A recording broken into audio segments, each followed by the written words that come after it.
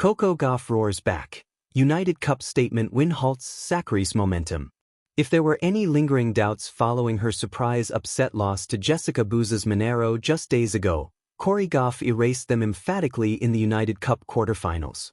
The American world number 4 produced a blistering performance to dismantle Greece's Maria Sakkari, 6-3, 6-2, in a match that lasted just 1 hour and 25 minutes, and for Gauff, this victory was about more than just advancing Team USA, it was a statement of intent. Coming off a mixed start to the 2026 season and a grueling end to 2025, where she traded wins with top-tier rivals like Jessica Pegula and Aryna Sabalenka, Gauff needed to re-establish her rhythm on the hard courts. Facing Sakkari, currently ranked number 51 but playing with the confidence of a top 10 contender, was a dangerous prospect. The Greek veteran arrived in the quarters with significant momentum, having recently dispatched Grand Slam champions Naomi Osaka and Emma Raducanu in the opening days of January, and however, the disparity in ranking and court coverage became evident quickly. Gauff neutralized Sakkari's aggressive baseline game, turning defense into offense with the athleticism that has become her trademark. While Sakkari fought to find the rhythm that saw her surge through the early rounds, Gauff's consistency was suffocating, allowing her to dictate the pace from the first serve, and this win marks a critical stabilization for the American star. After the hiccup against Monteiro on January 5, Gauff has responded with the kind of dominance fans expect, reminiscent of her straight sets victories over the likes of Solana Sierra earlier in the week. As the United Cup stakes rise, Gauff's return to clinical efficiency is a warning sign to the rest of the field. The early season rust is gone, and the hunt for silverware is back on. The sound that lingered after the final point was not just the thud of a tennis ball meeting acrylic. It was a roar, raw, youthful, and unmistakably defiant. Coco Gauff, shoulders squared and eyes alight, had delivered a statement that echoed beyond the United Cup scoreboard. In halting Maria Sakkari's momentum, Gauff did more than win a match. She announced a season's intent, stitched together by resilience, recalibration, and the kind of belief that turns pressure into propulsion. The United Cup is a curious stage for such declarations. It is neither a grand slam nor a quiet tune-up. It is a crucible where national pride, early season rust, and ambition collide. For players like Gauff and Sakkari, the event is a measuring stick, an early verdict whispered by the racket before the year has time to fully introduce itself. On that day, the verdict was clear. Gauff was ready to roar. From the outset, the match felt like a conversation between styles. Sakkari arrived with her familiar intensity, athletic, relentless, sculpted by years of grinding rallies and baseline courage. She had momentum in her pocket, the kind that comes from consistency and confidence, and she wore it like armor. Gauff, meanwhile, carried something subtler but no less formidable, an evolving sense of self. She has long been heralded as a prodigy, a future star burdened by early brilliance. But this was not the Coco of potential alone. This was the Coco of purpose. The early games were a dance of probing questions. Sakkari's forehand asked for time. Gauff's backhand answered with angles. Serve placements became chess moves. Each hold of serve felt like a claim staked on the court, and neither player was willing to cede ground. Yet beneath the tactical exchanges, a narrative simmered. Sakkari pressed forward, seeking to impose her physicality. Gauff absorbed, adjusted, and counterpunched, not with desperation, but with patience sharpened into a blade. What separated this match from countless others was Gauff's composure in the moments that mattered.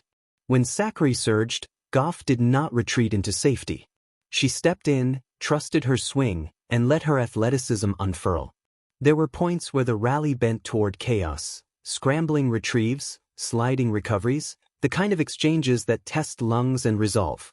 Time and again, Gauff emerged with clarity, threading passes that felt less like risk and more like inevitability. This was the roar, not volume, but conviction.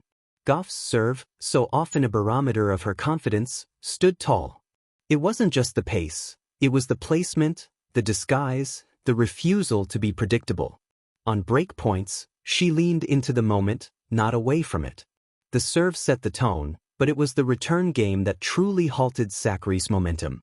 Gauff read patterns, stepped inside the baseline, and turned defense into immediate offense. The pressure compounded, and the court began to tilt. For Sakkari, frustration flickered. She is a competitor forged in perseverance, but momentum can be a fragile thing. Each missed opportunity, each break point that slipped through her fingers, fed the sense that the match was drifting out of her control. Gauff sensed it. Great players do. They smell the shift and tighten the grip, not with fear, but with intent. The rallies shortened. The margins grew bolder. The statement sharpened. Beyond the tactics, the win resonated because of what it symbolized in Gauff's journey. She has spent years learning how to carry expectation without being crushed by it. Every season has asked her a new question. Can you finish matches? Can you handle pressure? Can you evolve when the tour adjusts to you? Against Sakkari, the answers aligned. Gauff did not merely withstand the storm, she redirected it. There was also a maturity in how she managed the ebbs and flows. When a game slipped away, she reset. When a line call went against her, she breathed. The emotional economy, knowing when to invest energy and when to conserve it, marked a player who understands that tennis is not won by brilliance alone, but by balance. In the cauldron of international competition, that balance can be decisive. As the match progressed, the crowd felt it too.